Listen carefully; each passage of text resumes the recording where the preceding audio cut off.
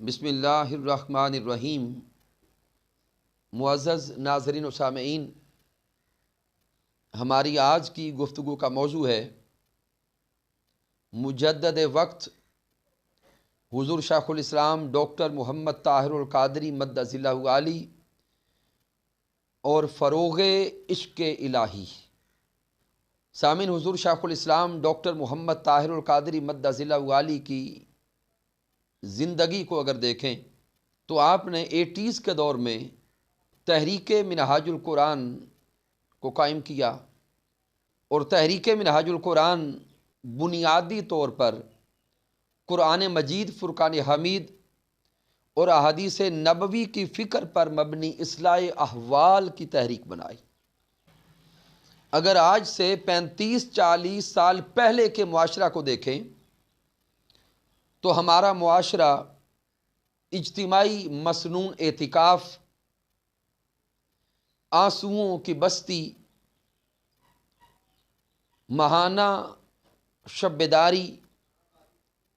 نفلی اعتکاف، حلقات ذکر، تربیتی کیمپس اور روحانی اجتماعات جیسے عنوانات سے ناآشنا نظر آتا ہے۔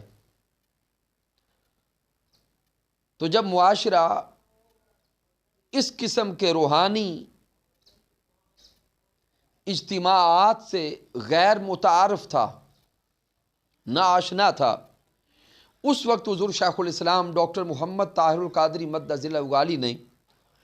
اپنی مجددانہ جد و جہد کا آغاز کرتے ہوئے دروس تصوف اور ماہانہ شب بیداریوں کا آغاز کیا۔ طویل مدت تک پورے پاکستان میں ماہانہ شب بیداریاں چلتی رہیں، تربیتی کیمپس چلتے رہے، ہفتہ وار حلقات درود و ذکر چلتے رہے، جو ابھی تک جاری و ساری ہے۔ پھر حضور شیخ الاسلام نے ان تربیتی نشستوں کا اور تربیتی شب بیداریوں کا انعقاد صرف شہروں کے درجہ تک نہیں، سٹیز کے لیول تک نہیں، یا تحصیل لیول تک نہیں، بلکہ یونین کونسل سے لے کر نیچے گلی محلہ تک اس کے شعور کو ڈیلیور کیا۔ پھر ہم نے پورے پاکستان میں آج سے 12-15 سال پہلے سے لے کے آج تک دیکھ رہے ہیں کہ تحریک منہاج القرآن کے پلیٹ فارم سے دروس عرفان القرآن کا سلسلہ جاری ہے، ماہانہ شب بیداریوں کا سلسلہ جاری ہے، ہفتہ وار حلقہ درود السلام کا سلسلہ جاری ہے۔ تو یہ حضور شیخ الاسلام ڈاکٹر محمد طاہر القادری مدظ اللہ علی کا فروغ عشق الہی میں ایک اہم قدم ہے۔ پھر سامعین، ملک عزیز پاکستان سے باہر کی دنیا میں اگر دیکھیں تو آپ نے لاکھوں نوجوانوں کی اصلاح احوال کے لیے الہدایہ کیمپس کیے ہیں، جن میں اصلاح احوال امت، عشق الہی، محبت الہی، طریقت و تصوف، اصلاح احوال، اخلاقیات، کردار کے سنوارنے کے لیے حضور شیخ الاسلام نے درجنوں نہیں بلکہ سینکڑوں کیمپس کیے اور وہاں پہ نوجوانوں کی زندگیوں کو بدلا۔ پھر حضور شیخ الاسلام نے اجتماعی مسنون اعتکاف کا آغاز کیا، جس میں ہزارہ لوگ 24 گھنٹے کے لیے رمضان المبارک کے آخری 10 دنوں میں اللہ کی بارگاہ میں اعتکاف کرتے ہیں، اللہ کے گھر میں اعتکاف کرتے ہیں، اور ان 10 دنوں کی کیفیات جدا ہوتی ہیں۔ اللہ کے عشق میں رونا دھونا مقصود ہوتا ہے، اور اس اعتکاف گاہ کا ٹائٹل ہی آنسوؤں کی بستی رکھا جاتا ہے، کہ جہاں پر لوگ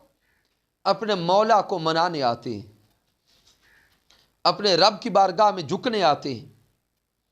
اپنے مولا کے ساتھ تعلق بندگی جوڑنے آتے ہیں، اپنے خالق کے ساتھ بندگی کا رشتہ مضبوط کرنے آتے ہیں۔ پھر تقریباً 30 سالوں سے 27 رمضان المبارک کے موقع پر سالانہ اجتماعی روحانی اجتماع ہوتا ہے، جو لاکھوں لوگوں کی توبہ کا ذریعہ بنتا ہے۔ اور اس میں حضور شیخ الاسلام کے خطابات کے موضوعات دیکھیں، اللہ والوں کی توبہ، نوجوانوں کی توبہ،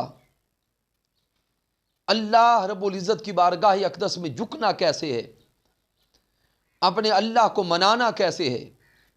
یہ سارے کے سارے موضوعات وہ لاکھوں لوگ سنتے ہیں اور اپنی نجات کا ذریعہ بناتے ہیں۔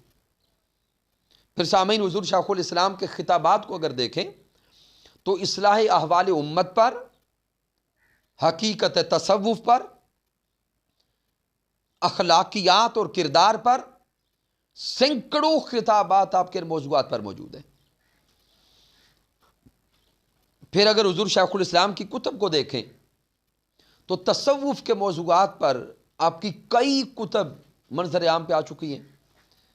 جیسے حقیقت تصوف ایک پوری جامع کتاب ہے،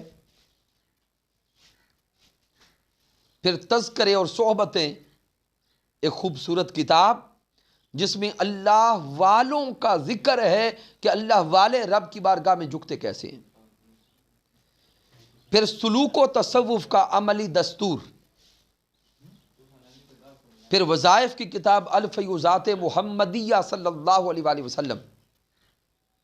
اس کے علاوہ سامعین کئی کتب حضور شیخ الاسلام ڈاکٹر محمد طاہر القادری مدظ اللہ علی کی اس وقت لائبریریز کا حصہ ہیں۔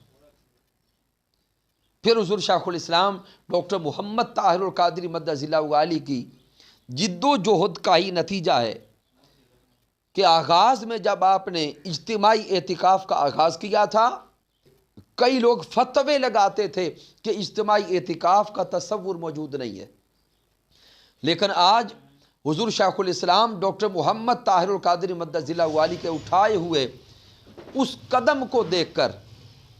ہمیں ہر علاقہ میں، ہر شہر میں اور ہر تنظیم کے مرکز پر اجتماعی اعتکافات نظر آتے ہیں۔ تو سامعین محترم، یہ حضور شیخ الاسلام ڈاکٹر محمد طاہر القادری مدظ اللہ علی کے اپنے مولا کے ساتھ اس تعلق عشقی کا نتیجہ ہے کہ جو آغاز آپ نے کیا